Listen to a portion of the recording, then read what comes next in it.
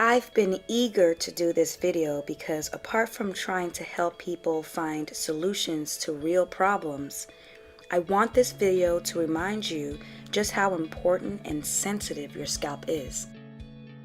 This condition is called central centrifugal cicatricial alopecia, or CCCA.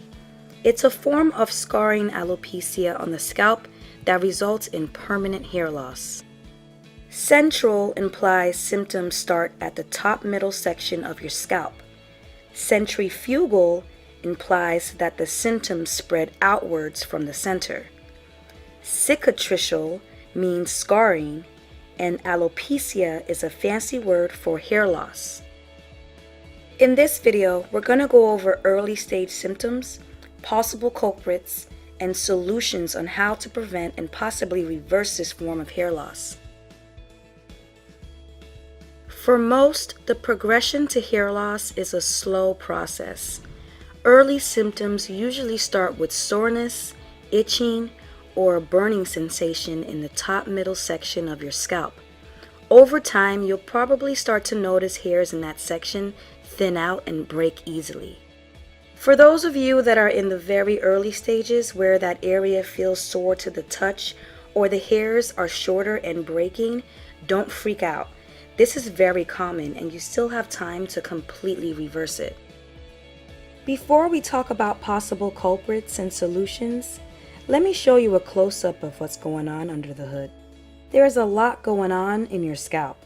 Everything you see here is alive, meaning they need oxygen, they need nutrients or food, they get energy from the nutrients to do and create things, and if conditions are unfavorable, they die. Just from its positioning, it's clear to see that the top middle section of your scalp is the most exposed to environmental damages.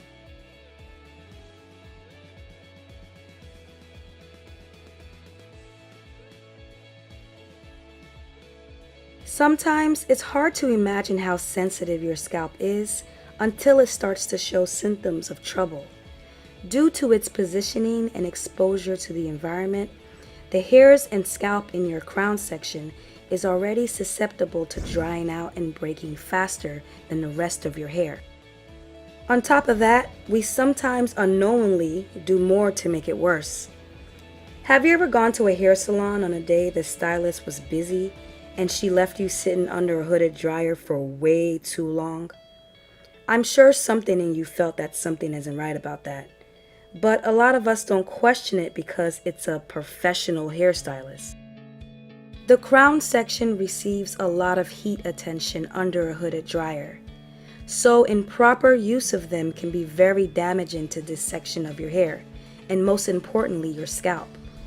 Over time, too much heat exposure will dry up your hair follicle system and cause the surrounding tissue to become inflamed and irritated. Your follicles will become weaker and weaker, then shrink and eventually die. I'm going to be posting a video soon that compares hooded dryers, steamers, and the greenhouse effect. And I'll put a link below in the description section. But for now, keep 3 things in mind when you use a hooded dryer to deep condition. Wear a shower cap and put your hair into a high bun if you can. Try not to sit under there on high heat for more than 30 minutes. And don't use it too often. If you're experiencing crown issues, stop using hooded dryers until the issue is solved, because the hooded dryer will make it worse.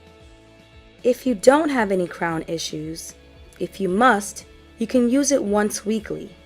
Just keep the other 2 points in mind and take breaks from time to time. If you suspect your crown section soreness and breakage is from excessive exposure to things that dry it out, like the weather and hooded dryers, there are things you can do. First, stop the activities that put direct or indirect heat on your scalp. Also, as you do with your edges, give your crown area a little more attention than the rest of your hair by hydrating and massaging that section at least twice a week. And remember to moisturize the hairs in your crown section more often than the rest of your hair. With the culprit out the way and you paying more attention to that section, Over time, the inflammation and soreness should go away.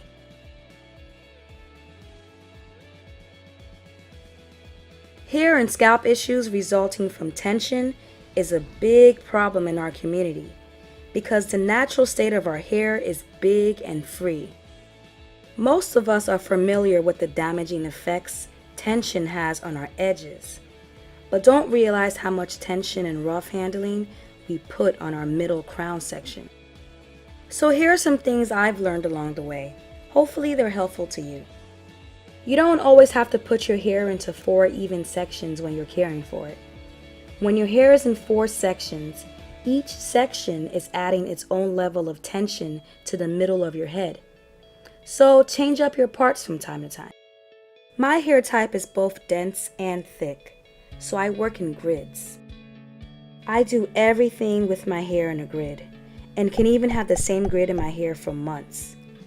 Overall, this helps me out a lot because it eliminates the risk of unnecessary tension to my crown and makes it easier to isolate that section so I can get to it and give it extra attention. If you have fine, lower density hair, you obviously don't need as many sections.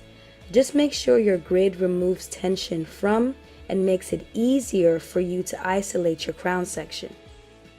Another culprit for a sore and breaking crown are tight updos.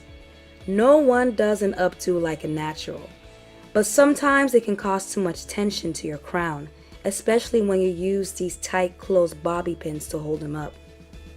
Over time, I've learned that dense hair flourishes better when it's free and not forced into tight styles too often. When I wear my hair in an updo, I usually use a puff cuff and an open bobby pin to secure my ends. Or I use a satin hair tie and put it into a loose, messy bun.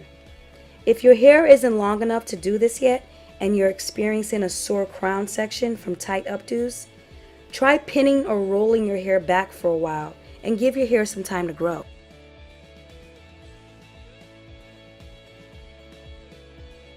In the next video, I'll talk about some interesting ways plain old gravity can negatively affect your crown section and cause issues. Follow me on Instagram to catch up on interesting natural hair facts, coupon sales, and natural hair art. As always, thanks for watching. See you in the next video.